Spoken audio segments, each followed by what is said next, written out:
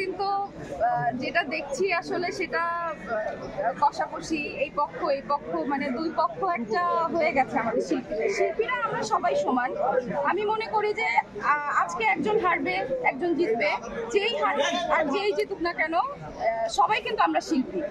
তো যারা জিতবে তাদের কাছে এতটুকু প্রত্যাশা করব, যারা হেরে গেছেন তাদেরকে যেন প্রতিদ্বন্দ্বী না মনে করেন, তাদেরকে নিয়ে যেন একই পরিবারকে সাথে করে নিয়ে আমরা সামনের দিকে চলচ্চিত্রের জন্য কাজ করতে পারি, যেন ভালো কিছু করতে পারে, শিল্পীদের জন্য ভালো কিছু করুক, এটাই চাই।